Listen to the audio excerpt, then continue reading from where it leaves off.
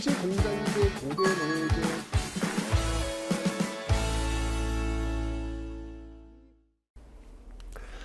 네, 안녕하세요 여러분들. 역사는 최태성. 네. 자, 여러분들 이제 우리가 조선시대로 들어올 텐데 그 전에 제가 한번 이런 이야기를 좀 해드리고 싶어요. 여러분들 여러분들을 행복하게 할 수 있는 일을 용감하게 찾아가셨으면 좋겠습니다. 행복하게 하는 일 뭔지 알 것 같은데 두렵고 좀 무섭고 뭐 이런 것들이 있잖아요. 그래서 주저하게 되는 모습들이 있습니다. 근데 여러분들 행복하게 하는 일을 찾아야만 그 과정에서 나다움을 찾을 수가 있거든요. 인생을 살아가면서 우리 어차피 한 번밖에 못 살잖아요. 그죠? 근데 한 번 사는 인생, 내가 누구인지 내 나다움이 무엇인지를 모르고 그냥 휙 지나가 버리면 너무 속상할 것 같아요. 행복하게 할 수 있는 일을 찾는 과정 속에서 나다움을 찾을 수 있습니다. 그러니까 그런 거예요. 남들이 볼 때 그 일을 하는 거는 정말 힘들어 보이는데 해낼 수 있는 거예요. 이유가 뭔지 아세요? 행복하니까. 네, 그겁니다. 그러니까 저 같은 경우에도 많은 분들이 제 스케줄표를 보고 헐, 이걸 어떻게 해요? 이게 가능해요? 이런 이야기 정말 많이 하세요. 근데 조금 힘들지만 저를 조금은 지치게 하는 면도 없지 않아 있지만 견딜 수 있어요. 왜? 제가 하는 일의 가치를 느끼기 때문입니다. 그래서 여러분들 제 예를 들어서 한번 말씀드리는 거예요. 너무 좋아요. 예, 자신을 행복하게 할 수 있는 일, 그 과정에서 나다움을 찾을 수 있는 것이고 그 과정에서 가치를 찾을 수 있지 않을까라는 생각이 듭니다. 여러분들 조금만 용기를 가지시면 돼요. 주저하지 마시고 결과론적으로 볼 때 그게 맞아요. 근데 우리가 그 결과를 모르다 보니 좀 주저하는 면이 없지 않아 있잖아요. 조금만 좀 용기를 내보세요. 제 경험자로서 말씀을 드리는 거예요. 저도 똑같이 그런 고민했거든요. 주저하고 이거 하면 될까? 나 어떻게 나 먹고 살 수 있을까? 막 이런 고민들을 굉장히 많이 했거든요. 그런데 내 가슴을 뛰게 할 수 있는 일, 그 일을 하는 것이 결국은 인생을 살면서 맞는 것이었구나 라는 것을 대학교 졸업하고 한 20년 이상쯤 시간이 지났잖아요. 그러면서 얻은 인생의 결론이었습니다. 뭐 아직 제 인생이 끝나지 않은 거라서 그 이후에 어떻게 될지는 사실 저도 잘 몰라요. 근데 여기까지 살아보니 그래도 여러분들한테 이런 이야기를 할 수 있지 않을까라는 생각이 듭니다. 여러분들을 행복하게 할 수 있는 일, 용기 내서 그거 하세요.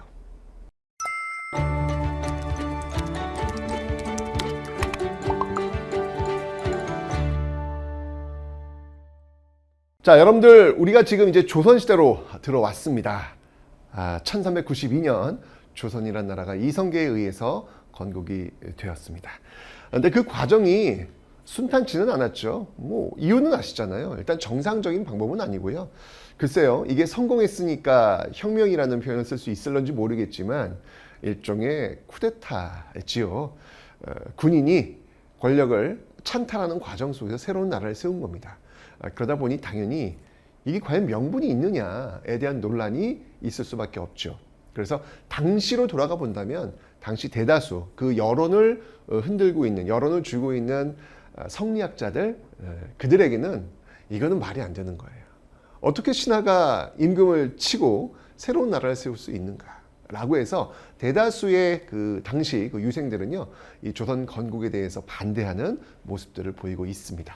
자, 여기 지금 신진 4대부들이 있죠. 이 권문세족과 그 권력 투쟁하는 과정 속에서 이 신진 4대부가 성장을 했습니다. 특히 이 신진 4대부 성장에 많은 역할을 했던 왕이 고려 공민왕이다 라고 설명드렸습니다. 비록 공민왕의 개혁이 실패로 돌아간 건 맞지만 그래도 그 공민왕이 뿌린 씨앗들이 바로 이렇게 조선 건국이라고 하는 결과물을 만들게 되었다라고 말씀을 드렸습니다. 자, 어쨌건 이 신진사대부는요, 바로 이 권문세족과의 그 투쟁 과정 속에 성장하게 되는데 그 과정 속에서 크게 두 세력으로 나뉘게 됩니다. 즉 정도전 부류의 새로운 나라, 다시 원점으로 세팅하자라고 하는 세력과 어떻게 신하가 왕을 갈아칠 수가 있느냐, 이거는 성리학적 그 철학적 원칙에 어긋난다, 명분에 맞지 않는다라고 하는 정몽주 계열이 있었습니다. 하지만 여러분 잘 알고 있겠지만 이 정몽주 계열은 결국은 태종 이방원, 나중에 이제 조선의 왕이 되죠. 그 이방원에 의해서 척살, 왜 그 유명하지 않습니까? 왜 선주교, 개경의 선주교에서 척살되었다. 뭐 이런 이야기들이 전해지고 있지 않습니까? 그죠? 자, 그 과정을 살펴보면요. 첫 번째, 바로 이 신진사대부와 신흥무인 세력들, 이 이성계를 대표하고 있는 신흥무인 세력들이 특히 위화도에서 회군을 해요. 이건 이제 요동정벌을 가는 과정 속에서 이성계가 군대를 돌린다는 얘기죠. 군대를 돌리는 건 두 가지예요. 죽거나 권력을 찬탈하거나 둘 중에 하나입니다. 왜냐면 군인은 여러분 명령 불복종, 명령에 살고 명령에 죽는 거예요. 명령 불복종은 곧 죽음이에요. 그런데 그걸 지금 회군이라는 얘기는 명령 불복종을 했다는 얘기잖아요. 이건 내가 우리 가족이 몰살되거나 또는 성공하면 왕이 되거나 이렇게 가는 것이죠. 그래서 위화도에서 회군을 했습니다. 결과는 성공을 했죠. 바로 이 우왕과 그다음이 그 우왕과 최영을 제거하고 권력을 장악하는 모습들을 보이고 있더라. 그리고 나서 이제 다음 이 권문세족의 경제적 기반을 무너뜨리기 위해서 과전법, 그러니까 이들이 갖고 있었던 이 대농장을 몰수해버리고 바로 이 신진사대부의 경제 기반으로 만들어버렸던 이 과전법을 통과시키고 그리고 조선이라는 나라를 건국하더라. 그래서 위화도해군, 과전법, 조선 건국 이렇게 순서를 여러분들 일단 기억해 놓으시면 되겠습니다. 자, 하지만 아까도 말씀했지만 대부분의 유학자들은요, 이 조선 건국에 대해서 굉장히 반대하는 모습들이 명분이 안 맞는 거라 이게. 신하가 왕을 갈아치는 건 일단 그 명분에 자신들이 배운 원칙에 맞지가 않는 거예요. 결국은 대다수가 이렇게 정몽주 계열로 반대하는 모습들은 분명히 보이면서 이들은 이제 온건파 신진사대부라고 그래요. 이들은 나는 조선 건국에 참여하지 않겠다라고 해서 대다수가 낙향하는 모습들을 보이고 있습니다. 그래서 왜 여기서 나온 그 단어가 왜 두문불출이라는 이 단어가 여기서 나오는 거예요. 두문동에 들어가서 이 선비들이 두문동에 들어가서 불출 나오지를 않는다는 것이죠. 이 이성계가 좋은 선비를 쓰고 싶은 거라 새로운 나라를 지금 만들었으니까 그래서 좀 같이 좀 해주십시오라고 편지도 보내고 신하들도 보내지만 절대로 나오지 않더라. 그래서 두문불출이라는 말. 여러분들 왜 PC방에 가서 두문불출한다 뭐 이런 표현 쓰셨습니까? 그죠? 이게 여기서 나오는 단어가 되겠습니다. 자, 어쨌건 간에 여러분들 조선은 건국되었습니다. 바로 이 정도전 계열에 의해서 되었죠. 미리 말씀드리지만 여러분들 정몽주를 죽인 세력이 누구예요? 이방원.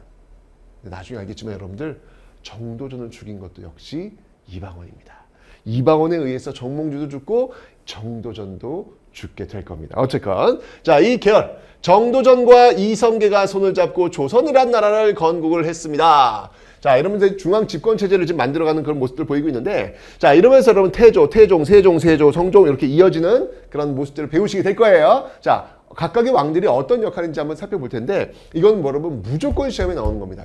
지금 제가 알려드리는 이 조선의 왕들, 조선의 그 기틀을 잡았던 이 왕들의 어떤 그 칼들에 대해서는요 무조건 시험에 나오는 거니까 여러분들 꼭 좀 기억을 좀 해 놓으셔야 되겠습니다. 자, 먼저 태조 이성계부터 한번 살펴보도록 하죠.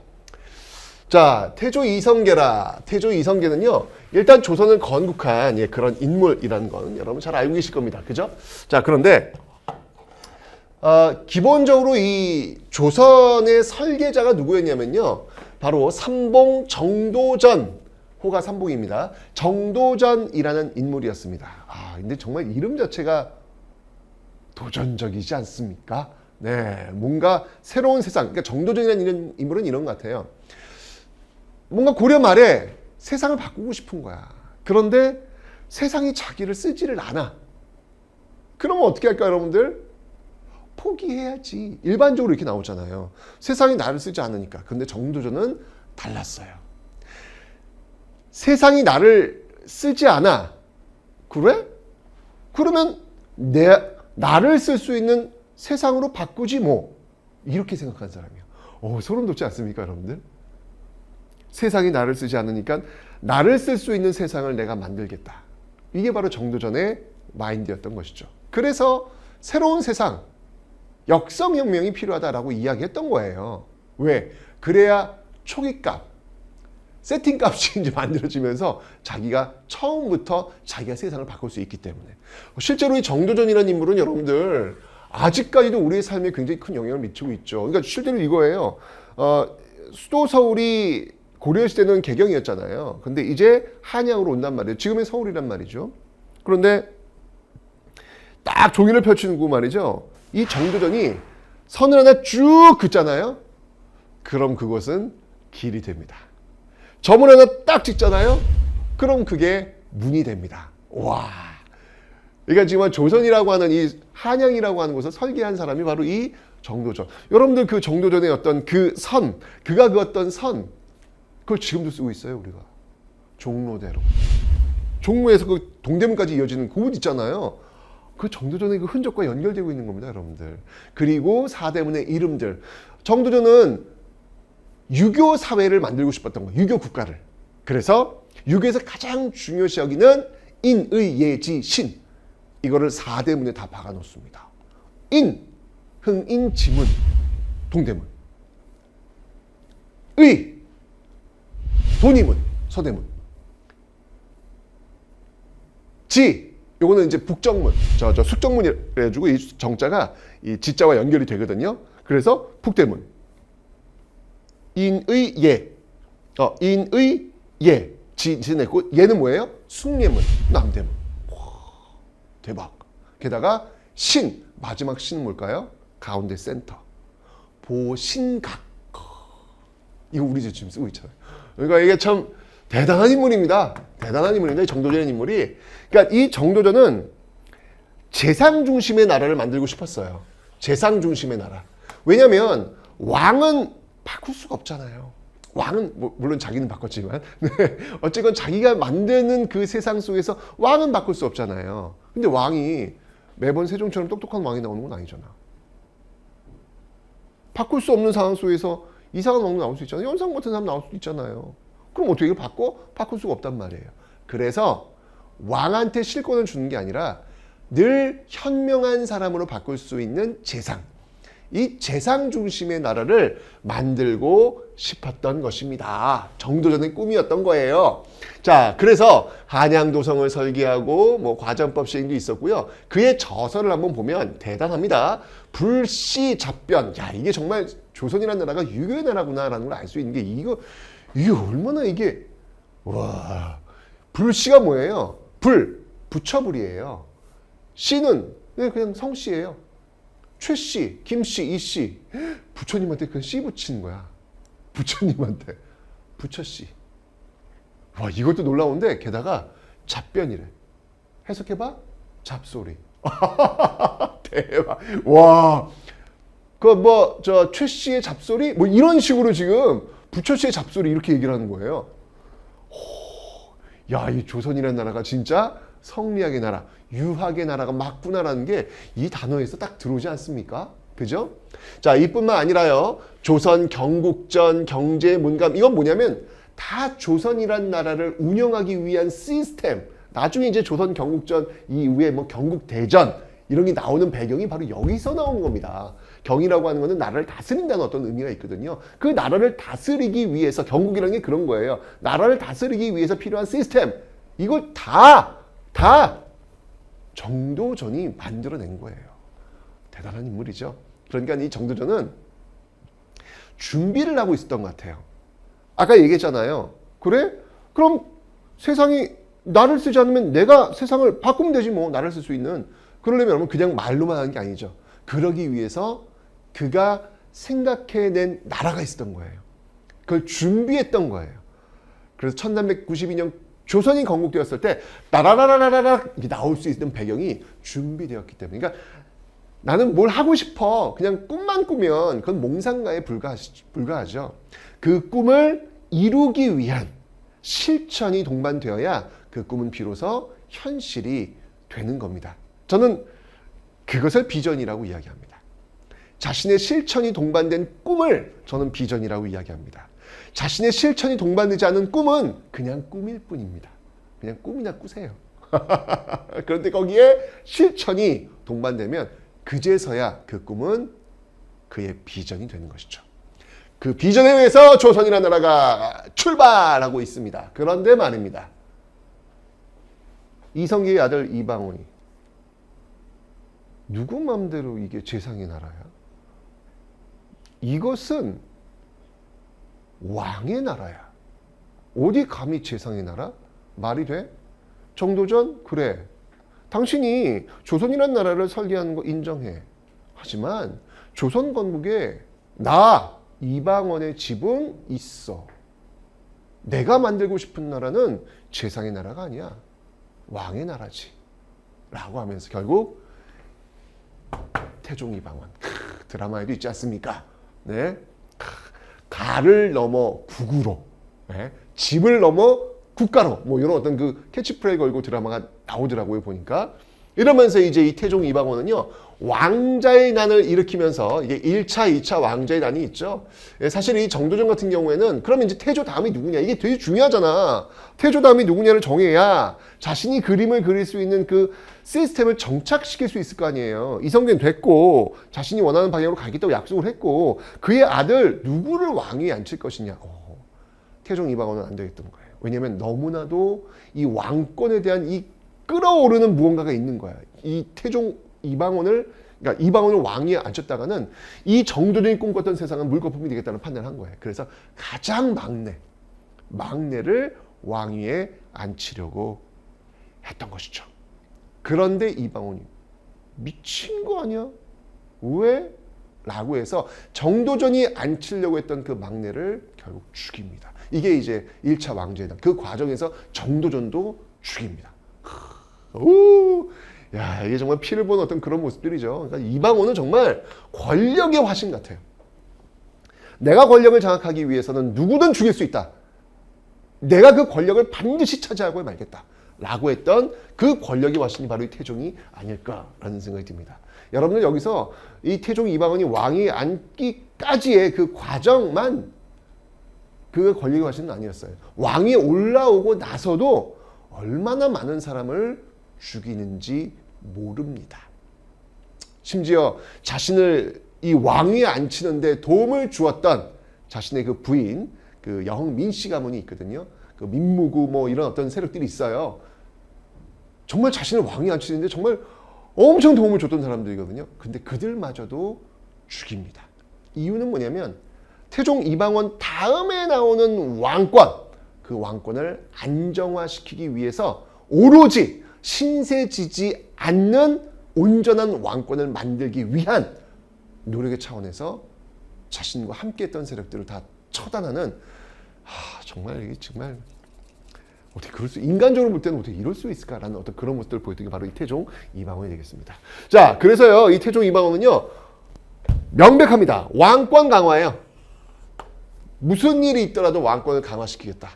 여기 지금 이 정도전 재산권 강화했잖아요. 웃긴 소리 하고 있네. 왕권 강화예요. 그래서 왕권을 강화시키기 위한 여러 가지 노력들을 보이는데 그중 대표적인 게 바로 이 육조 직계제다라는 겁니다. 육조 직계제. 육조 직계제는 뭐냐면 여러분들 이호 예병 현공 정부 조직들이 있을 거 아니에요. 그 정부 조직들 실제로 이를 집행하는 부서들이에요. 그런데 이게 어떤 구조로 되어 있냐면 왕이 있고 그 밑에 재상들이 있다고요. 이게 의정부예요. 의정부. 그리고 이제 그것을 집행하는 육조가 있다고요. 있으면 태종 이방원 같은 경우에는요. 이 의정부, 영의정, 좌의정, 우의정 재상들이라고 합니다. 이들과 이야기를 해가지고 왜 내 의견을 그들과 상의를 해? 내가 왕인데, 내가 왜 왕인데 재상들과 상의를 해? 웃겨. 왕이 명령하면 바로 실행해. 라고 하는 육조 직접 명령을 내리는 육조 직계제를 선언하는 것이죠. 재상권을 인정하지 않으니까 사실 그렇지 않습니까? 재상과 한판, 정도전이라고 하는 이 재상과 한판 싸움을 하면서 권력을 장악했던 인물인데 재상들과 이야기를 하겠어요? 네. 자, 이러면서 육조 직계제. 자, 그리고 사병을 혁파합니다. 와우, 이거야말로 정말 내로남불의 진수죠. 사병을 가지고 왕자의 난을 일으켰고 정도전을 죽였고 왕위를 찬탈했거든요. 근데 그 다음부터는 너네들은 이제 사병 갖지 마. 라고 해서 이제 사병을 없애는 거예요. 이게 진짜 진정한 내로남불입니다. 나는 되고 너희들은 안 돼. 라고 하는 것이죠. 왜냐면 근데 사병이 있으면 이건 왕권에게 칼을 겨눌 수 있잖아요. 그래서 사병을 혁파하는 모습들. 이러면서 이제 양전 사업은 뭐냐면요. 토지 조사 사업이라고 보시면 돼요. 근데 기본적으로 국가가 돌아가기 위해서는 세금을 걷어야 됩니다. 그죠? 그럼 세금을 걷으면 이 당시 농업사회니까 세금 어디서 나와요? 땅에서 나오잖아요. 그러니까 땅을 장악하고 있어야지. 땅이 얼마 있는지를 알아야지. 예, 그래서 양전 사업을 시행했고, 그 다음에 그 땅에 살고 있는 노동력을 또 조사해야 될 거 아니에요. 이게 바로 호패. 예, 호패를 남자한테 호패를 채워주는 거야. 예, 이러면서 호패법을 시행하는 모습들, 땅과 사람에 대한 장악. 그러니까 이제 이 태종 이방원은 뭔가 국가의 어떤 시스템을 원활히 운영할 수 있는, 그 왕이 모든 것들을 장악할 수 있는 그런 기구들을 지금 만들어내고 있더라라는 것이죠. 그리고 이제 신문고도 만들어서 국민들, 백성들이 지금 뭔가 억울한 게 있으면 쳐라, 나한테 얘기해라. 이런 신문고 북을 만듭니다. 네, 근데 실제로 울리진 않습니다. 왜냐하면 백성들이 신문고 올렸다가 목숨 걸고 이걸 때려야 돼요. 네. 그러니까 아직까지 신문제 사회에서는 쉽지가 않은 건데, 나중에 그래서 이제 유명무실을 했던 이 신문고를 부활시켰던 또 대표적인 왕이 바로 조선 후기 영조. 아이고야, 이거 뭐 몇백 년일로 뒤에 이게 부활되는 그런 모습들 보이고 있는데, 태종 이방원에서 여러분 꼭 기억하실 게 뭐냐면, 육조 직계제뿐만 아니라 이 왕권 강화 차원에서 사간원을 독립을 시켜요. 이것도 좀 알고 계세요. 사간원을 독립시킨다라고 하는 것도 여러분 좀 기억을 해주세요. 근데 이제 우회가 될 거예요. 이제 나중에 이제 배우겠지만 사간원이라고 하는 것은 왕권을 견제하는 역할이거든요. 근데 왕권을 강화시키기 위한 그 태종 이방원이 왜 사간원을 독립시켜라는 질문이 정말 많이 나오는데, 여러분들 제도와 시스템이라고 하는 거는 누가 쓰느냐에 따라 가지고 결과는 달라질 수밖에 없어요. 중요한 건 사람이야. 왕권 견제 기구인 사간원이라 할지라도 그걸 누가 쓰느냐에 따라 가지고 결과는 달라진다고요. 원래 그런 거예요. 사람이 중요한 거예요. 아무리 좋은 제도 있어도 소용없어요. 어떤 사람이 이걸 쓰느냐에 따라 가지고 결과가 달라지기 때문에 그래요. 태종 이방원 같은 경우 뭐냐면, 사간원을 독립시켜 가지고 오히려 이 사간원을 통해서 신하들을 때리기 위해서, 그리고 권력을 나누기 위해서, 여하튼 여러 가지 어떤 다목적 측면 속에서 사간원을 독립시켰기 때문에 결과론적으로는 왕권을 강화시키는 어떤 그런 방향으로 쓰여지고 있다라는 거 기억해 놓으시면 되겠습니다. 그래서 사간원 독립도 꽤 시험에 잘 나오는 선지니까 꼭 기억을 해 놓으시면 되겠습니다. 그죠? 태종이었습니다. 그래서 왕권 강화예요. 이 왕권 강화시켰던 이 측면에서 정말 대단한 게 뭐냐면, 그의 다음 아들이 세종 아니겠습니까? 제가 볼 때는 태종이 제일 잘한 일이 뭘까? 태종의 아킬레스건이 있어요. 그게 뭔지 아세요? 장남이 아니잖아. 태종은 첫째가 아니에요. 이성계 첫째가 아니에요. 근데 왕위 계승은 장남이 하는 게 가장 안정적이고 정통성과 명분을 갖추고 있다. 이게 이 시대의 어떤 인식이었거든요. 근데 자기가 장남이 아니야. 그래서 자기 다음만큼은 반드시 장남을 앉히고 싶었어요. 그 장남이 누구야? 그게 바로 양령 아니겠습니까? 양령.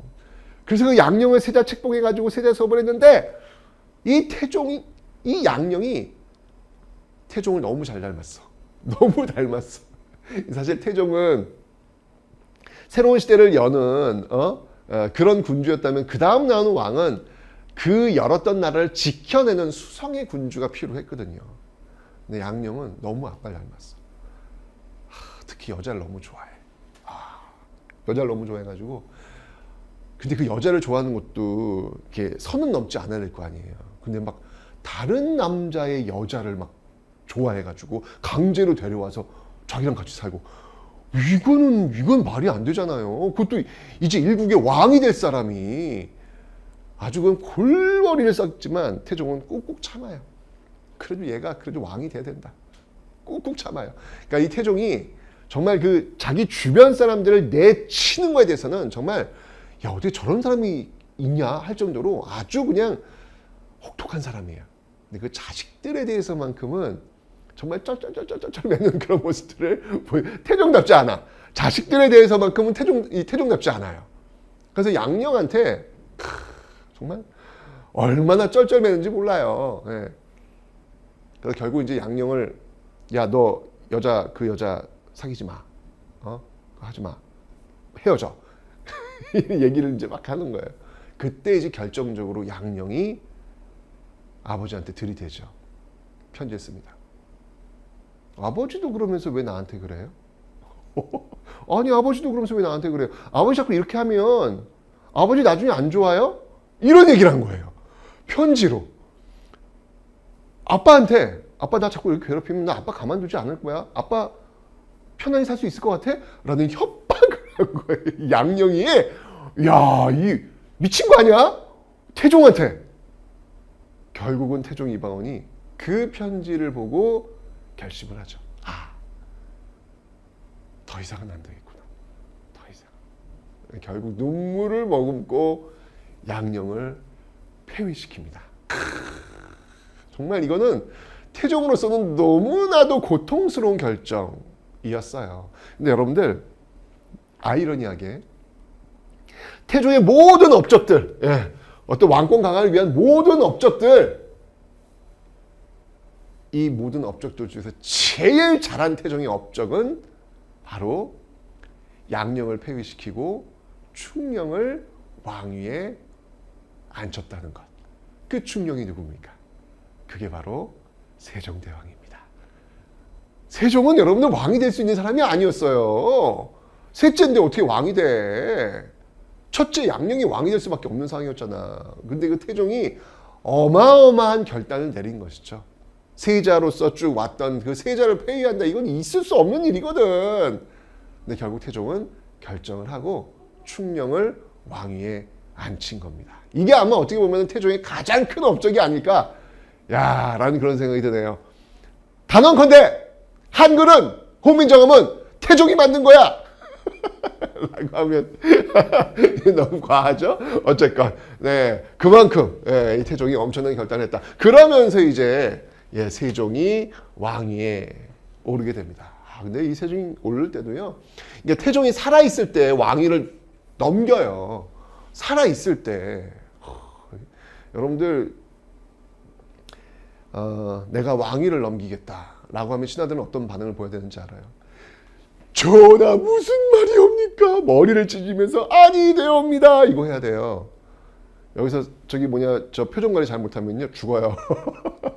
왜냐면 이때도 세종에게 왕위를, 그러니까 태종이 이제 그 양령인가요? 양령에게 왕위를 넘기겠다 예전에 했을 때 아니되옵니다 라고 하는데, 그 과정 속에서 이 민씨 형제들이 슬쩍 미소 지었대요. 그래 죽었어. 그러니까 이게 표정 관리 잘해야 돼. 잘해야 됩니다, 여러분들. 그래서 막 난리가 난 거예요. 하지만 태종이 이번 의지는 강했죠. 그래서 결국 세종을 왕위에 앉혔는데, 그 과정에서 세종의 부인의 그 아버지, 그러니까 세종이 장인이잖아요. 그 시몬이라는 사람인데, 이 세종의 그 장인이 엄청난 인지도, 인기가 있다라는 판단이 들어서 태종이 결국은 세종의 장인을 죽입니다. 그리고 죽이는 날 세종을 불러요. 그리고 세종과 함께 밤새 춤추며 술을 마십니다. 태종은 무서운 사람이에요, 여러분들. 근데 그래서 세종이, 그럼 그 부인은 어떻게 하는 거야, 부인? 부인 어떻게 할 거야, 부인? 그런데 리액션이 없어요, 세종이. 뭔가, 아버지, 그러면 이거 아니에요. 지금 저는 어떻게 살라고요, 제 부인하고. 이렇게 얘기를 해야 될 거 아니에요. 그런 기록은 전혀 없어요. 전혀 없어요. 그래서 부인 입장 속에서 이 세종은 과연 어떤 사람일까? 이런 생각들도 하게 됩니다. 자, 어쨌건 이제 그런 어떤 과정성. 그러니까 태종이 그렇게 했던 뭐냐면, 세종에게 온전한 권력을 물려주기 위한 그런 어떤 모습이었죠. 정말 정치인 태종이에요. 정치인 태종. 자, 그래서 세종은 왕위에 올랐었는데요. 세종은 왜 우리가 항상 그 아들이 아버지한테 하는 말, 아버지처럼 살지 않을 겁니다. 이런 거 있잖아요. 세종이, 난 아버지처럼은 정치하지 않을 겁니다. 라고 해서 이렇게 왕이 주도하는 이런 정치 시스템을 반대하고요. 재상들과 다시, 어떻게 보면은 정도전이 꿈꾸었던 그 세상을 지금 그려나가는 거예요. 그래서 의정부 이 정승들과 함께, 서라고 하는 건 뭐냐면 이거 서명이에요. 의정부 정승들이 사인을 해줘야 패스가 되는 거야. 통과가 되는 거야. 그래 6조로 내려간단 말이에요. 이런 의정부 서사제를 발행하고 있더라. 이게 바로 세종. 세종은 여러분들 세종실록을 보시면 세종이 제일 쓰는, 왜 사람들도 이렇게 습관적 용어가 있잖아요. 계속 이런 말들을 반복해서 쓰는 말, 앞과 끝에 뭐 그런 말들이 있잖아요. 저의 그 습관은 이렇게 생각합니다. 뭐 이렇게 저는 마무리를 좀 많이 쓰는 것 같아요. 제 언어 습관이. 근데 세종실록 이렇게 보면 세종이 제일 많이 쓰는 말이 뭐냐면 경의 의견은 어떠한가. 그러니까 굉장히 많이 들으려고 해요. 의견을 굉장히 많이 들으려고 해요. 이게 세종이거든요. 그러니까 정말 이 의정부 서사를 통해서 정말 재상들의 의견을 많이 들으려고 노력했던 그런 왕이구나라는 걸 알 수 있겠죠. 자, 그리고 아버지 때 얼마나 많은 사람들이 죽었어. 그죠? 새롭게 현명한 사람들을 모아서 그들과 함께 연구하고 토론하겠다. 현명한 사람들이 모여있는 집, 편전이라는 것을 이때 만든 것이죠. 그래서 여기서 정말 인재들 쏟아져 나오지 않습니까? 그죠? 그리고 제일 중요한 거 훈민정음이 창제되고 있다. 정말 이 훈민정음 여러분들 그 서문을 보시면 왜 만든 거예요? 백성들이 글을 알지 못해서 불편함을 얻고 있으니 이 훈민정음을 통해서 그 불편함을 해소해 주겠다. 이거 목표 아닙니까? 그러니까 세종의 목표는 정말 이 훈민정음 나올 때 여러분들 세종이 거의 눈이 안 보여요. 눈이 안 보이는데도 불구하고 그런 일을 한 거야. 그런 일을 했던 이유는 뭘까? 그건 제가 볼 땐 행복해서 그런 거예요. 몸이 지치고 몸이 힘든데도 불구하고 그런 일을 하는 건 뭐냐면 행복해서 하는 거예요. 왜? 세종에게 있어서 자신의 일이라고 하는 것은 왕이고 군주예요. 왕이고 군주는 곧 백성들을 위해서 무언가 일을 할 때 행복감을 느껴야 된다라고 세종은 판단했던 것이죠. 세종은 그것을 했던 인물입니다. 그 몸이 완전히 망가지는 상황 속에서도 끊임없이 일을 했던 동력. 사람들은 이게 어떻게 가능해? 아니 눈이 안 보이는데 어떻게 연구를 해? 이게 가능해? 라고 이야기할지 모르겠지만 세종은 그 일을 하면서 가슴이 뛰었을 거예요. 그래서 그 일을 한 겁니다. 이게 바로 세종입니다. 자, 뿐만 아니라 여러분들, 세종은 지금 우리한테 영향을 너무 많이 미치죠. 훈민정음뿐만 아니라 우리의 어떤 그 한반도 지도의 모습들을 이때 완성이 돼요. 그래서 사군과 육진을 개척한다. 그러니까 영토를 넓혔다는 이야기죠. 영토를 쭉쭉 넓혀가지고 우리가 지금 알고 있는 백두산, 두만강까지 영토를 쭉쭉 확장했던 그때가 바로 세종이다 라는 것이고요. 그다음에 쓰시마 또 정벌하죠. 그러니까 이종무를 통해 가지고 쓰시마를 정벌하는 모습들도 보이고 있더라 라는 거 봐주시면 되겠습니다. 자, 이러면서 세종시대가 자리를 잡았습니다. 여러분들 이 세종은요, 뭐 시험에 가장 많이 나오기 때문에 정치, 경제, 사회, 문화 다 나누어 가지고 세종은 무조건 정리를 하셔야 됩니다. 잊지 마세요, 여러분들. 자, 그리고 나서 이제 그의 아들 문종. 문종인데 몸이 약하네. 문종이 좀 몸만 강했으면 이 세종 문종 시대는 어마어마한 시대가 됐을 것 같아요. 근데 문종이 몸이 약해서 일찍 죽어요. 그러다 보니까 그의 너무 어린 아이, 단종이죠. 뭐 거의 중학교 1학년 나이에 이제 즉위를 한단 말이에요. 너무 나이가 어린 거야. 결국은 그의 삼촌. 세조죠, 세조. 그 세조가, 그러니까 수양대군이 결국 단종을 끌어내리죠. 자, 그러면서 그 왕권을, 그 권력을 찬탈했던 그 계기가 계유정난이에요. 여러분 이것도 보시면 알겠지만, 계유년에 난을 평정했다. 라고 이야기하잖아요. 근데 되게 이게 웃긴 말이에요. 난을 일으킨 사람은 수양대군이에요. 그런데 계유년에 난을 자신이 정리했대, 평정했대. 이게 무슨 말이야? 여기서 여러분들, 저는 전형적인 역사는 승자의 기록이다라는 게 여기서 나오는 것 같아요. 자신들이 승리했기 때문에 이런 용어를 쓰는 거야. 자신들이 패배했으면 이건 역적이거든요. 있을 수 없는 일이거든요. 근데 그 역적에서 이제 이런 단어를 쓰게 되는 거. 이거야말로 역사는 승자의 기록이구나 라는 걸 아주 단적으로 보여주는 단어입니다. 말이 안 되잖아. 자신들이 난을 일으켜 놓고 나서 난을 정리했대. 말도 안 되는 얘기, 논리를 지금 쓰고 있는 거예요. 억지지, 억지. 어쨌건 이제 이런 계유정난, 그 1등 공신이 바로 이 한명회 아니겠습니까? 한명회. 이 나는 새도 떨어뜨린다라고 하는 이 한명회의 권력이 이어지게 됩니다. 성종 때까지 이어집니다. 이 한명회가 엄청납니다. 네. 자, 결국은 이제 이렇게 권력을 장악한 이 수양대군은요, 여기 이제 수양대군이죠. 이제 수양대군에서 이제 나오는데, 단종을 이제 죽이고요. 결국은 죽이게 되는데, 이 과정 속에서 이제 뭐 신숙주, 성산문 어떤 그 대결 구도가 펼쳐지지 않겠습니까? 그래서 특히 성산문 같은 경우에는 그 사육신 중에 한 명이죠. 사육신. 그리고 이제 이 세조 때, 이 세조의 집권의 그러니까 세조의 어떤 그 정치에 반대했던 또 한 번 난이 뭐였냐면 바로 이시에의 난. 이시에의 난도 있어요. 이런 것들은 저쪽 그 북쪽 지역에서 어떤 그 세조의 어떤 정책에 대해 반발하는 어떤 그런 난 이런 것들도 일어나고 있다. 요 이제 요 이시에의 난을 진압했던 인물이 남이 장군입니다. 예. 남이 장군. 이런 인물들이 이제 세조 때 활약했던 그런 인물들이에요. 아유, 이 성산문은 정말 진짜 어떻게든 그러니까 사실 이 수양대군이 성산문을 너무 아꼈어요. 예, 그래서 어떻게든 자기가 좀 쓰고 싶었습니다. 죽이고 싶지 않았던 거예요. 워낙 출중하니까.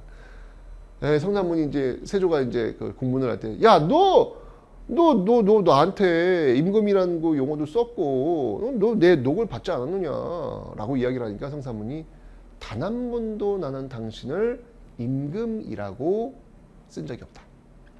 내가 썼던 문서를 잘 봐라. 거기 왕이란 표현 쓴 적 없다. 찾아봐라.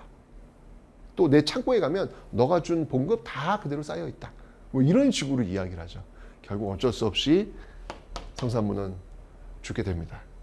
신숙주 같은 경우에는 왜 숙주나물 이 변절자의 대명사가 돼버렸죠. 변절자의 대명사. 왜 숙주나물이 원래 빨리 쉬잖아요. 그래가지고 이 변절의 대명사, 이 신숙주의 이름을 따가지고 그 나물의 이름을 숙주나물이라고 붙였다. 뭐 이런 이야기가 있을 정도로 또 이 변절의 대명사로 또 이렇게 역사 이게 회자가 돼버렸습니다. 신숙주는 찬성을 했고 성산문 반대하는 과정 속에서 나온 어떤 그런 에피소드들 기억하시면 되겠네요. 자, 그래가지고 결국 이 세조가 왕위를 찬탈했죠. 게다가 단종까지 죽이지 않습니까? 아우. 그러니까 이 세조를 제일 닮은 왕이 누구냐면, 그러니까 세조와 제일 닮은 사람이 태종이에요. 예, 참 많이 닮았습니다. 예, 정말 비슷한 그런 어떤 모습을 보이는 거죠. 할아버지랑 너무 똑같아. 자, 그러면서 할아버지 했던 대로 그대로 육조 직계제 갑니다. 육조 직계제 그대로 합니다. 무슨 재상들하고 얘기를 해. 내가 왕인데 내가 교정하면 그냥 가면 돼. 라고 하는 모습들. 그리고 집현전. 이 집현전 기본적으로 신하들과 이야기하는 공간이죠. 무슨 얘기가 필요해? 내가 결정 가는 건데 없애! 집현전 없애는 모습들. 그러면서 자, 이제 시스템을 만들 거야. 이제 조선 왕조의 시스템. 법을 만들 거야. 라고 해서 이 경국대전이 이때부터 시작됩니다. 완성은 성종 때인데요. 이때부터 시작되는 그런 모습들이 있고요. 그 다음에 정말 그 전광석화 같은 그런 개혁들을 막 밀어붙입니다. 정책들을요. 예를 들면 과전법, 여러분 앞에서 왜 과전법을 신진사점에 나눠줬다고 했잖아요. 근데 그거는 이제 전현직 관리에 나눠주는 거예요. 근데 중요한 건 뭐냐면 전현직 관리에 나눠주고 시간이 좀 흘렀잖아. 흐르니까 땅이 부족한 거야. 그러니까 부족해? 그럼 현직만 줘. 이게 쉬운 게 아니거든요. 신하들이 얼마나 반발하겠어요. 그런데 세조니까 밀어붙이는 거예요. 그래서 이걸 직전법, 과전법을 직전법을 맞췄던 인물이 바로 세조입니다. 이런 모습들 보이고 있더라. 쭉쭉쭉 밀어붙이는 어떤 모습들. 자, 그런 과정 속에서 왕권을 강화시키는 그런 어떤 모습들이 있다가 이제 그만 피를 봐야 되는 시기 아니겠습니까? 그죠? 그러면서 이제 조선이 조선다워지는, 그러니까 앞에 어떤 그 정말 얼마나 피를 보면서 이 문화를 또 창달하면서 정말 이 드라마틱한 어떤 그런 내용들이었잖아요. 그죠? 이제부터는 안정화되는 그런 모습들, 안정화되는 모습들을 보인 게 바로 성종. 여러분들 이 성종은 참 억울한 사람이야. 성종, 여러분 이 성자라고 하는 거, 이 이룰 성자라고 하는 건 이 묘호는요 아무나 붙이는 거 아니에요, 여러분들. 진짜 정말 엄청난 업적을 이룬 사람한테만 이룰 성자라고 하는 성, 이 묘호를 붙이는 거예요. 엄청난, 세종도 여러분 성자는 못 받았어요. 이게 죽고 나서 이게 붙이는 거거든요. 그 왕을 평가할 때 세종도 못 받았어요. 근데 성종은 받았어요. 근데 여러분 이게 왠지 알아요? 성종 때 어마어마한 일들을 다 해냅니다. 진짜 이게 이 세종의 빛에 가려가지고 성종이 지금 빛을 못 보는 것이지, 성종이 한 일은 엄청난 일. 정말 조선의 토대를, 조선의 어떤 뼈대를 만든 인물이 성종이다. 이렇게 보시면 돼요. 엄청난 일을 했던 그런 인물입니다. 자, 이 성종 같은 경우에, 근데 우리가 이 성종은 뭘로만 아는지 알아? 예. 드라마 같은 데 하도 나오면 성종이 한 일은 기억이 안 나. 오로지 패비윤 씨. 패비윤 씨가 그 성종의 얼굴에 스크래치를 가하잖아요. 어디 감히 임금의 얼굴에 이 자국을 보인 이게 할퀴거든. 이거 쫙 나오거든요. 이런단 말인가? 그 결국 이제 패비윤 씨가 결국 사해 먹고 죽잖아요. 그의 아들이 누구야? 그의 아들이 연산군 아니야, 연산군. 이걸로만 기억되는 거야, 성종은. 패비윤 씨가 스크래치를 가했고 그의 아들이 연산군이었고 연산군이 폭정을 보였다. 이것만 성종이 기억하는 거예요. 이거 완전 오해고요. 말 그대로 성종입니다, 여러분들. 한 일이 너무나도 많아요. 조선 이게 제가 얘기할 때도 그 조선 전기 그 나온 책자들 있잖아요. 세종 때만 기억하시라고 제가 말씀드려요. 세종 때만 기억하고 나머지는 다 성종이라고 가도 과언이 아니다. 이렇게 얘기할 정도입니다. 자, 성종은요. 그래가지고 다시 이제 신하들과 이야기할 수 있는 이게 조선시대 가장 경연은 뭐냐면 여기 지금 경연이죠. 이거 신하들하고 이야기하는 자리에 토론 자리. 가장 경연을 많이 세종보다도 더 많이 했어요. 그러니까 정말 신하들하고 토론을 너무나 즐겼던 그런 왕이 바로 이 성종입니다. 이 성종이 정말 갑자기 사실 성종은 왕위 순위에서 넘버 3예요.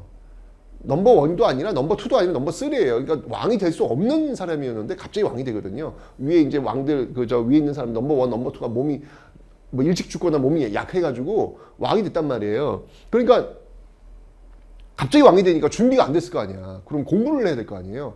그래서 그러니까 10대의 나이에 갑자기 왕이 되거든요. 14살인가 그만 그때 왕이 될 거예요. 그때부터 세자가 될 거예요. 그때부터 그러니까 그 어렸을 때부터 세자가 돼가지고 그때 이제 왕이 즉위했을 거예요.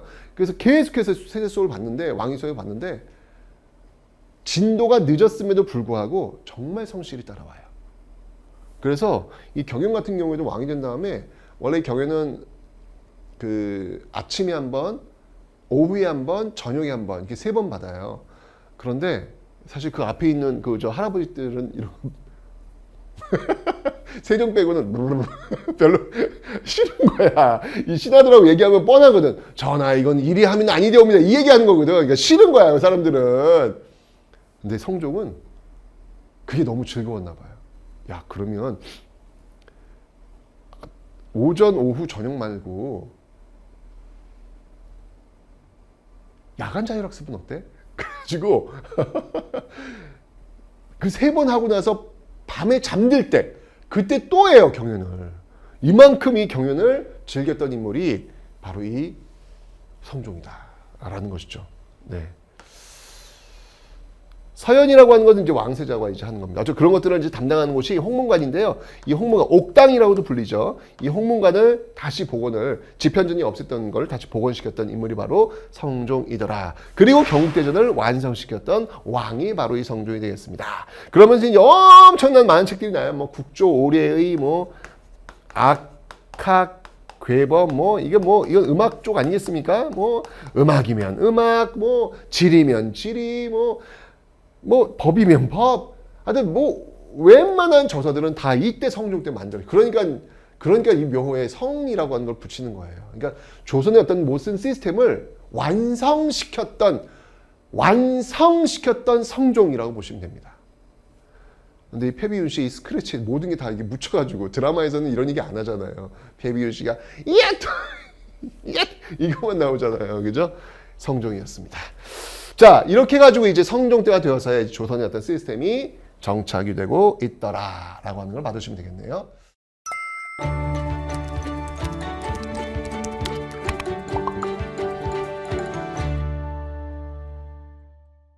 자, 그런데 자, 문제가 있습니다, 여러분들. 어떤 문제가 있는지 한번 살펴보도록 하겠습니다. 자, 뭐가 되냐면 분명히 조선을 건국한 세력들이 지금 이 성종시대까지 왔다 그랬잖아요. 자, 그런데 조선 건국에 참여하지 않았던 세력들이 있다 그래서 온건파 사대부들, 그들은 낙향을 했다고 제가 설명드렸습니다.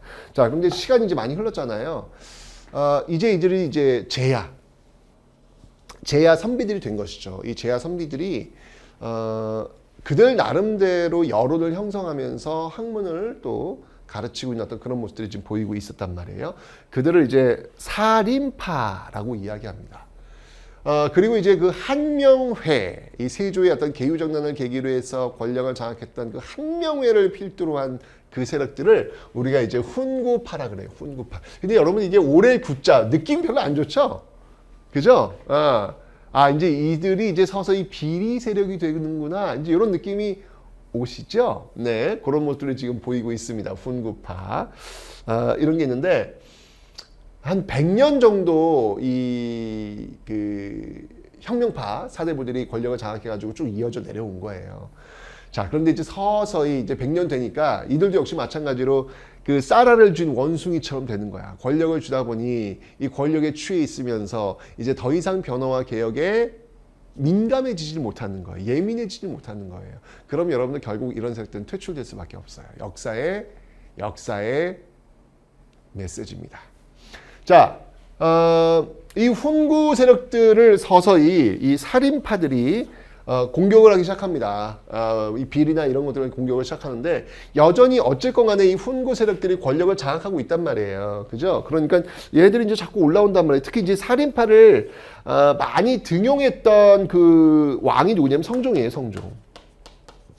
아니 학문하는 거 좋아하는 사람이니까 살인에서 공부 열심히 했던 사람들하고 이야기하고 싶어하는 거 얼마나 좋아하겠어요. 그런 것도 있고 그 다음 바로 이 훈구 세력들 어쩌면 성종을 둘러싼 이 세력들이 훈구 세력들일 거 아니에요. 견제할 필요도 있고 여러 가지 어떤 측면에서 이 성종 때 이 살인들을 많이 등용을 하거든요. 등용을 하니까 서서히 이제 훈구들을 견제하는 거야. 그러니까 훈구들이 뭐야 이 자식들 하면서 때릴 거 아니에요. 권력은 여러분들 네 다음 권력은 당신 거에 이렇게 넘어간 적이 거의 없어요. 권력은 피를 봐야 됩니다.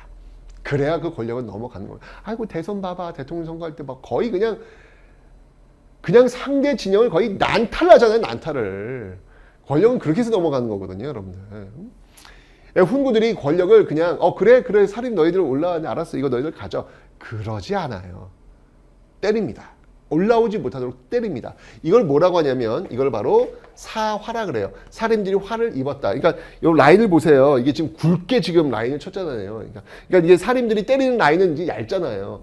굵다는 얘기 뭐냐면 살인들이 이 사화를 통해 가지고 화를 입었다. 이렇게 보시면 되는 겁니다. 그래서 살인들이 화를 입은 사건 이렇게 여러분이 기억을 하시면 되는데 크게 4차례가 있습니다.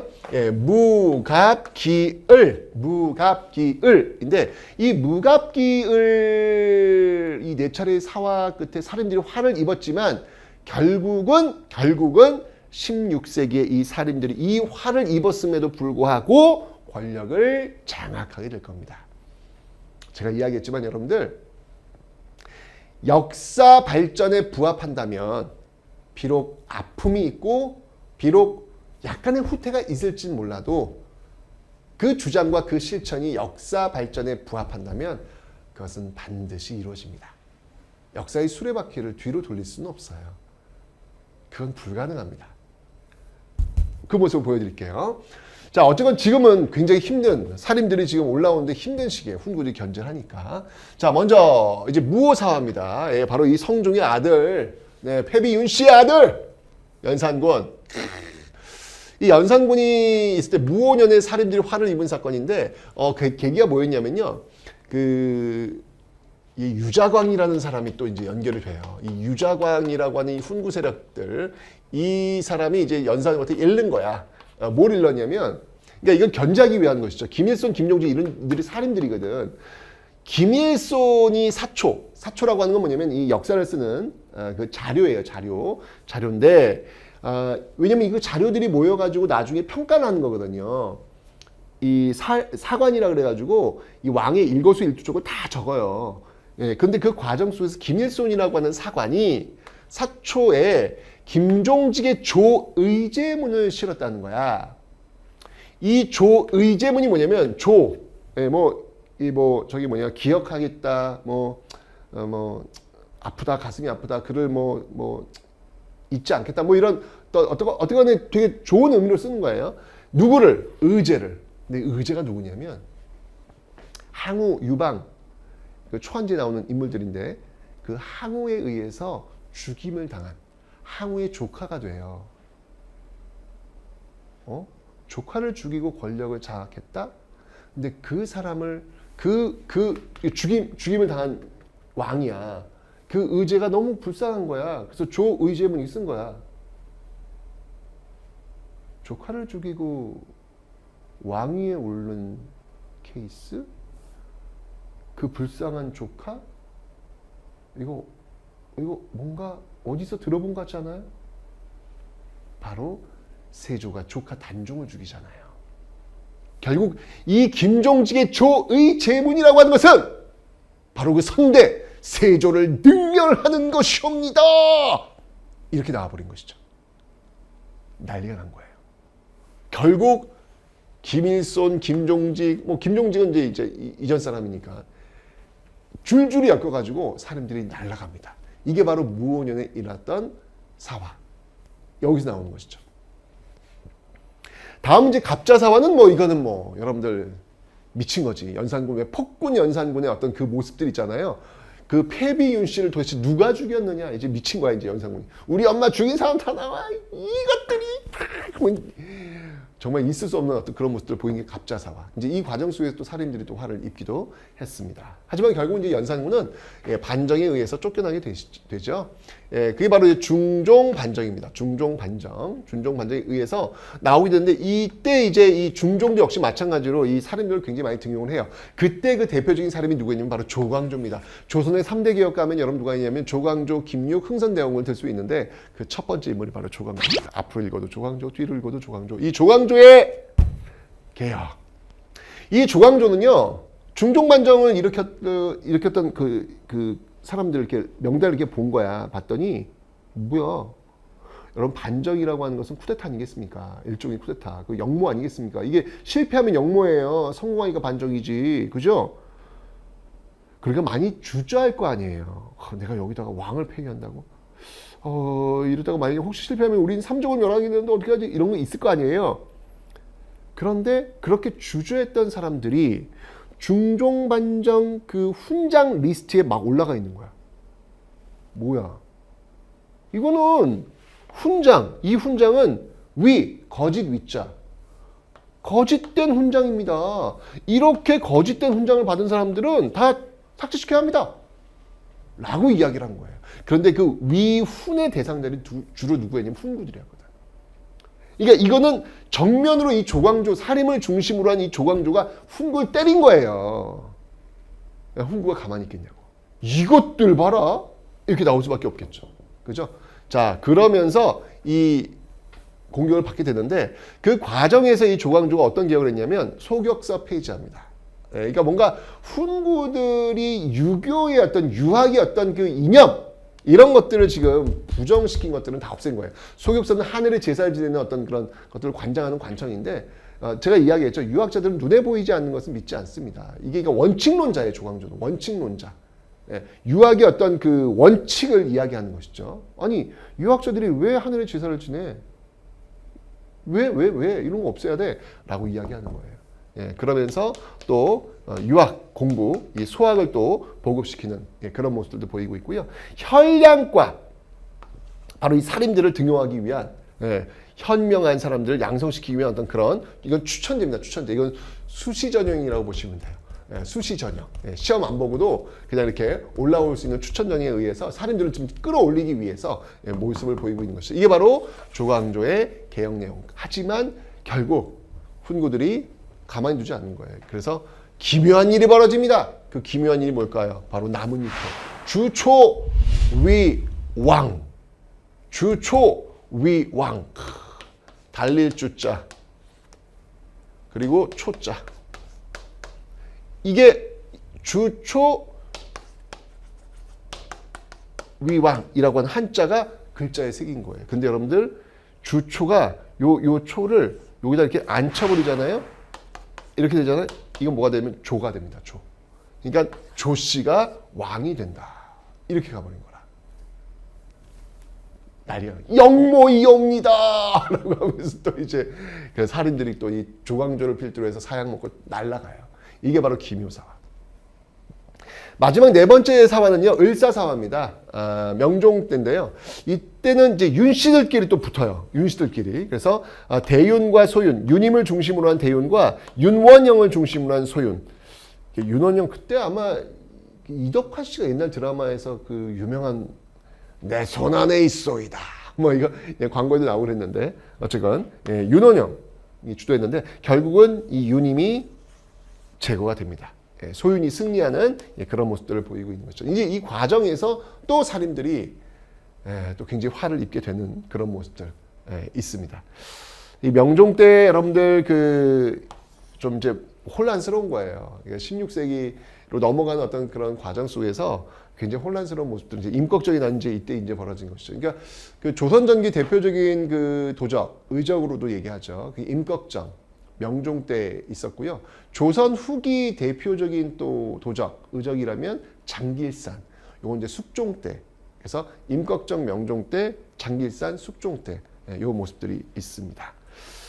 자, 하지만 여러분들 살인들은 이렇게 어마한 탄압을 받으면서도 꿋꿋이 일어납니다. 그 배경이 뭐였냐면 유향소라는 곳이 있어요. 요거는 뭐냐면 말 그대로 있다는 거예요. 어디 향촌에 자신들이 있는 그 기구라는 곳인데 이곳에서 여론을 만들고요. 서원은 잘 아시겠지만 이곳에서 제자들을 양성을 하고요. 향약은 뭐냐면 향촌의 약속이에요. 농민들을 통제하기 위한 농민들의 어떤 그 유교적 규범 이런 것들을 통해서 농민들을 장악하는 것이죠. 이런 것들을 통해서 향초에서 자신들의 세력을 구축하고 있더라. 이런 어떤 그 과정들 속에서도 결국은 그들이 훈구를 완전히 몰아내고 이후에 16세기 역사 주도 세력으로 등장을 하게 되는 겁니다. 자, 그 과정에서 간략하게만 제가 설명을 좀 드릴게요. 그 흐름이 어떻게 되는지. 이건 뭐 너무 여러분들 이거 외우려고 하지 마시고요. 그 흐름만 가볍게 보시면 돼요. 권력을 장악했던 어떤 살인들 보시면 알겠지만 완전히 그 권력을 장악한 시점은 선조입니다. 선조 때. 그러니까 성종 때부터 시작해가지고 들어오기 시작해가지고 선조 때 완전히 권력을 장악했다라고 보시면 돼요. 이 살인들이. 그 과정 보면 전몽주 필제 다 그런 인물들 아니겠습니까? 그죠? 그 온건개혁파 세력들, 그러니까 조선공이 동참하지 않았던 세력들이 연결되는 거예요. 그래서 김종직 이렇게 나옵니다. 김종직 아시죠, 여러분들? 무오사와 그 과정에서 빌미를 제공했던 인물이 바로 김종직 조의제문이었죠. 그의 제자가 김일손. 그래서 정여창, 김경필, 김일손 이렇게 이어지고 있는데. 자, 이 과정 속에서 이제 김경필한테는 이제 갑자사고로 좀 날아가게 되고요. 그리고 그 제자들이 이제 이현적, 서경덕, 조광조, 김한국이 있는데 조광조 여기 나오는 거예요. 김효사로 또 날아가는 것이고, 그죠? 그 제자들이 이제 조식, 이황, 이성원, 이제 여러분 잘 알고 있는 1,000원권의 이황, 5,000원권의 율곡이 이렇게 나오네요. 요 흐름이네요. 요 흐름 속에서, 근데 여러분 이거 다 외우려고 하지 마세요. 그냥 그 정도 이렇게 이따 보시면 되고, 그 배경 속에서 이 서경덕 조식 계열이 그러니까 요 조식 이황 계열이 동인이고요.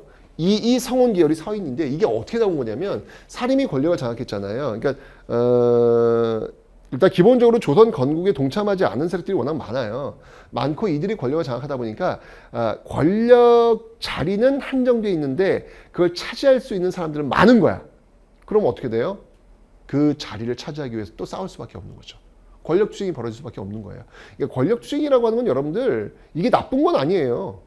왜냐면 권력을 장악하겠다라고 하는 얘기는 좀 더 좋은 세상을 내가 한번 이렇게 만들어 보겠다라고 하는 세력일 수 있잖아요. 그죠? 그러니까 권력 투쟁 자체가 나쁘다고 생각하시면 안 됩니다. 어차피 정치라고 하는 건 권력 투쟁 속에서 업그레이드 되는 거거든요. 그게 이제 벌어지고 있는 거예요. 그래서 이 이조 전랑 이게 2호 예병 현공 2조 있잖아요. 거기 전랑직이 있어요. 이 전랑은 뭐냐면 인사권을 쥐고 있습니다. 2조의 전랑직을 누가 장악하느냐. 그래서 뭐 이제 김효원 계열이냐, 심의겸 계열이냐, 이걸로 인해서 이제 이 살인들이 나뉩니다. 그게 바로 동인당, 서인당. 근데 이름이 이게 어떻게 지어진 거냐면 김효원이 그 한양의 동쪽에 집에 있었고요. 심의겸이 서쪽에 있어가지고. 별거 아닙니다, 여러분들. 이름 지어진 게서 동인, 서인 이렇게 이제 출발을 하게 되는데 그 계열들을 보시면 알겠지만 이렇게 동인들이 이렇게 조식과 이황 쪽에 영향을 받았는데 나중에 이 동인이 북인과 남인으로 나뉘게 돼요. 북인과 남인으로 나뉘게 되면 이건 나중에 또 설명드릴게요. 그 다음에 이제 이이 성원 이쪽이 이제 서인당인데 나중에 이제 이건 이제 조선 후기로 가야 돼. 한참 뒤로 가야 돼요. 노론당과 소론당으로 나뉘게 될 겁니다. 나뉘게 되는데 일단 여러분들 기억하실 게 뭐냐면 조선의 주류 세력은 어떤 당이냐면 바로 이이, 서이, 노론 이쪽 계열이에요. 그러니까 16세기 권력을 장악한 게 제 서인, 그러니까 살인들이라고 그랬잖아요. 그 살인의 대다수의 어떤 그 흐름 속에서 이쪽 계열이 이제 몇백 년 동안 집권 세력이라고 보시면 돼요. 예, 이이, 서인, 그리고 노론으로 이어지는 요 흐름. 요게 바로 조선의 집권 세력. 그러니까 앞에 15세기를 이끌었던 훈구. 그 다음은 대부분 이쪽 계열이라고 보시면 돼요. 물론 이제 그 과정에 권력쟁이 왔다 갔다 하겠지만 대부분은 이렇게 연결된다. 이렇게 보시면 되겠습니다. 5천원권. 5천원권이 주류입니다. 5천원권이 주류입니다. 네. 요렇게 해서 이제 여러분들 이제 16세기 사림이 권력을 장악하는 모습까지 우리가 살펴봤습니다. 여러분들 그 그림이 좀 그려지시죠? 조선을 건국했고 그 건국 세력들이 결국은 권력을 장악하면서 태조 이성계부터 출발해서 성종때 되면서 틀이 딱 잡혀지는 것. 그 과정 속에서 이제 새로운 세력들, 살인들이 성장했고 그 살인들이 화를 입었지만 무압기열 화를 입었지만 결국은 살인들이 권력을 장악하게 된 16세기로 넘어가는 오늘 15세기와 16세기 모습을 이렇게 한번 같이 살펴봤습니다. 자, 여러분들 조선이라는 나라가 이렇게 출발했고요. 이렇게 기틀을 잡히는 그런 모습들. 자, 다음 시간도 역시 조선 그 건국 과정을 한번 좀 더 살펴보는 시간을 갖도록 하겠습니다.